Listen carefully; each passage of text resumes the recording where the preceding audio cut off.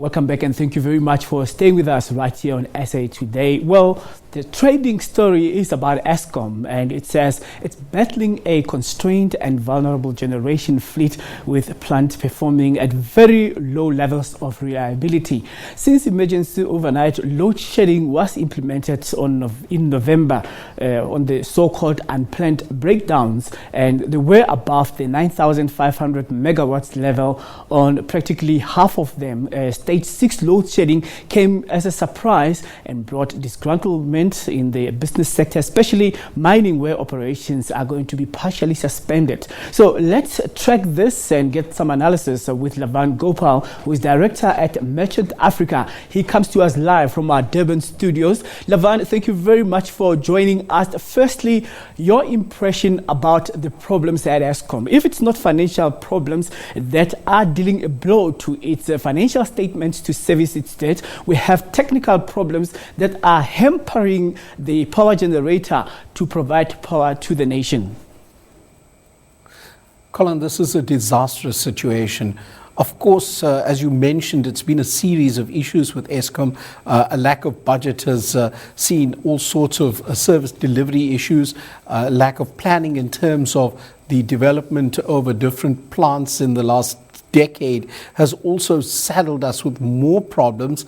And whilst we were in a situation where they couldn't buy diesel a few weeks ago, today, or these few days, it's been a case of problems of bad weather that are affecting the coal. And so wet coal creates a problem for Eskom to create electricity. The net effect of this on our economy is a full drag of growth.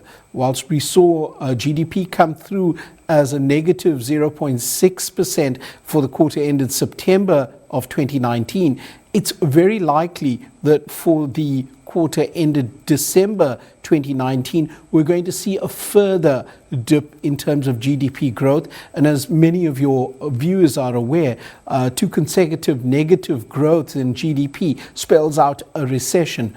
This is a real problem for South Africa from the point of view of us being able to attract investment and for us to be able to retain certain standing in terms of bond market and the ability to borrow money. Well, isn't it a usual excuse that, coal is wet due to rain? This is not the first time. I mean, can't things be handled differently when we know that there is rain predicted? Coal is going to get wet anyway. So what are the anticipation measures that are put in place to avert such kind of problems?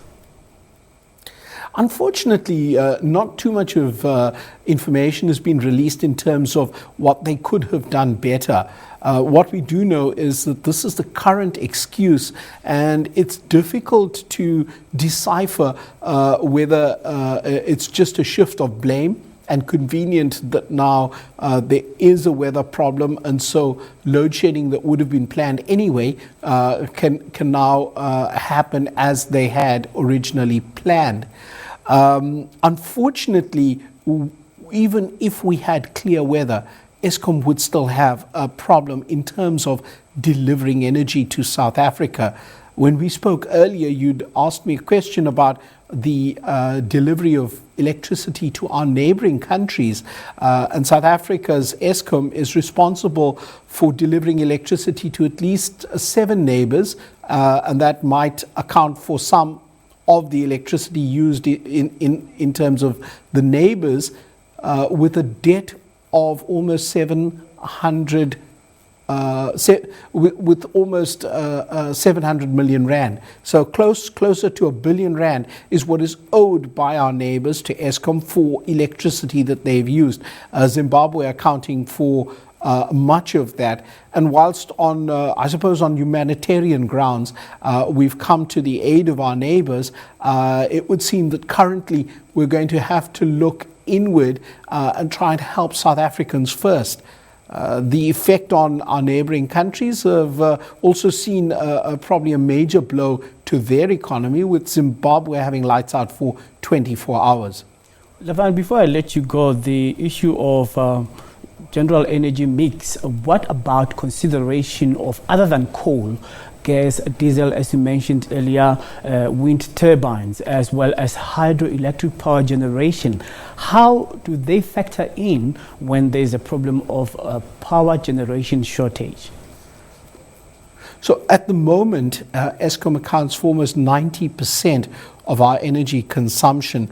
And you'll see that because all of business is dependent on Eskom with lights out for a period of time, it means that mines have to close operations or reduce activity underground, and other commerce being hampered.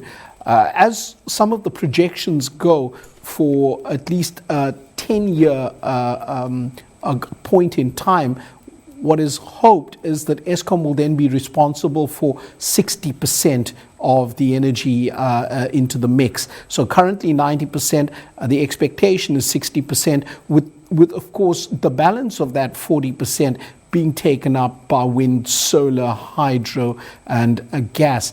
Currently, the initiatives by national government is to open the door to good innovations, and if people have got businesses that will add into the energy mix, I think they're going to be encouraged and probably well funded. For now, unfortunately, it's still a case of us being heavily dependent on Eskom. All right, Lavan, thank you very much for making time. Lavan Gopal is a director at Merchant Africa, coming to us live from our Durban studios, and of course